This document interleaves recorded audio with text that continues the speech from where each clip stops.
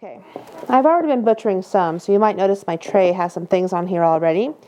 However, let's talk about a lot of choices that we can have with the meat that we buy.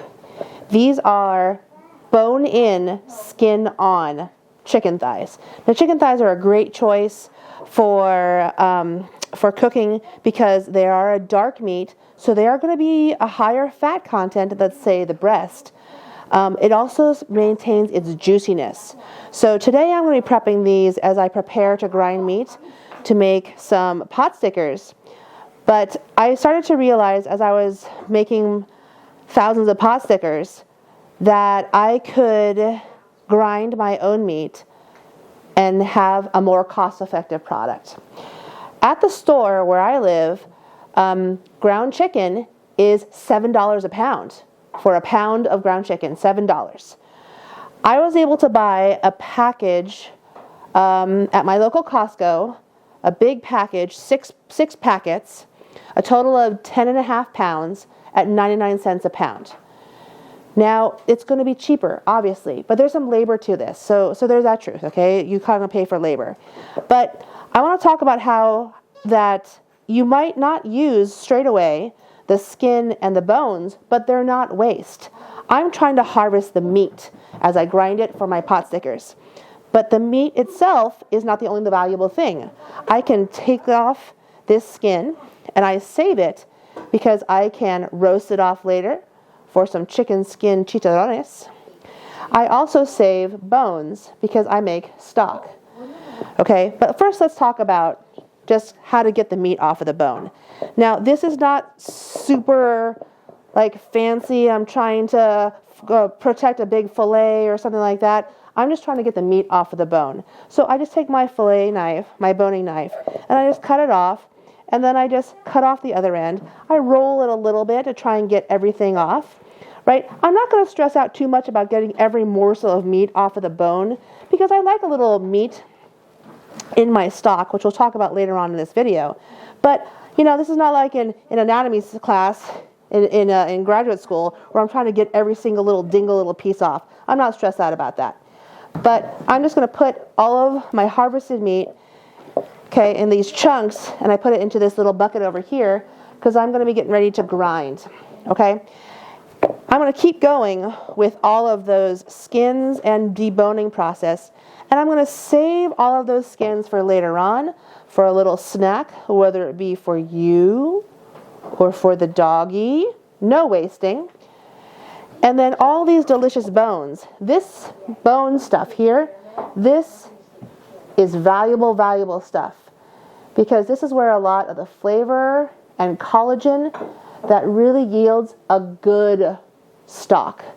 Not the chicken broth you get from a can or what you might reconstitute from some bouillon, which are very, very quick and convenient, but they don't have the same unctuousness and body that you can get with a homemade stock.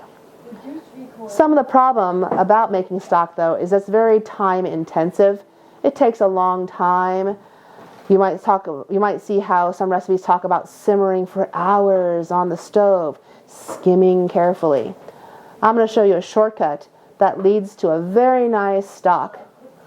Nothing that's going to win you an award in culinary school, but a great way to get a whole cauldron of stock in 90 minutes. Okay, we've used the chicken, we've yielded the chicken meat. We have the bones in the stock pot, and we've got the skin. The skin is the last thing that we're going to use in this video.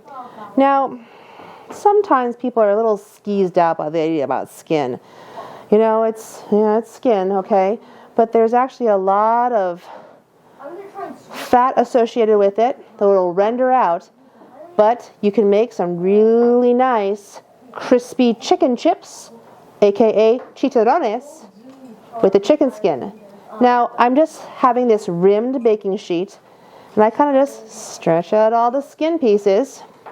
You're like, eek, right? Okay? But again, if we're thinking of that idea, no wasting, these are wonderful little crispy things that you can use as crispy things that you can put on top of a salad for our folks who are watching their carbs, i.e. the keto people, right? Kind of like a keto crouton, if you will. It could be a chicken crisp for you. And if you're careful of not putting too much salt on it, you can even make a crispy little snacky snack for your dog. I even reused a container that I had gotten for this, I believe, was ground black pepper, right? But I used it again for a dispenser for chicken salt. Chicken salt is the seasoned salt of Australia. You can buy it, chicken salt, but I make my own. It's actually a combination of kosher salt, chicken bouillon powder, sugar, and various kinds of pepper. But chicken salt, mildly chicken flavored salt, going with our chicken crisps, sounds like a match to me. Okay? And I'm just gonna sprinkle. Not too much, don't wanna be too salty. Okay? And I didn't even have to oil or grease the pan because these skins have a lot of fat in them still and a lot of collagen. So for a small pan of chicken chicharrones like this, I'm not going to fire up my big oven. I use my countertop convection oven. This is a mighty convenient little girl. Inside, she's a small space, so she heats up pretty quickly. It's also a toaster oven, so my family, we toast bread, we toast our sandwiches and such in that. It's a real workhorse. But I've heated her up to 350, about 20 minutes, and let's see if that's going to be crisp enough for our chicken chicharrones. Okay, 325 degrees for 20 minutes. Well, that looks just about perfect. Quite a bit smaller than they were when we first put them in, yeah? Mm-hmm. Let's go on over to the stove so I can put them down. You might notice that you've rendered a fair amount of oil still, right? And that might not be as appealing as you want it to be for your guests, although that is delicious, delicious. If you had the fortitude to drain that off, that chicken fat, a little schmaltz, super delicious for any of your stir frying or adding to a little bit of your matzo ball soup or in your matzo, of course. But that also, no wasting. I laid out some paper toweling so as to I can kind of get that on there. Hey, it came off easy, right? Look at that chicken chip. See how the paper towel absorbed out that extra grease on there? So if you don't want to, chicken fat grease it up, you can do like that. Get all those little bits on there. Super crunchy.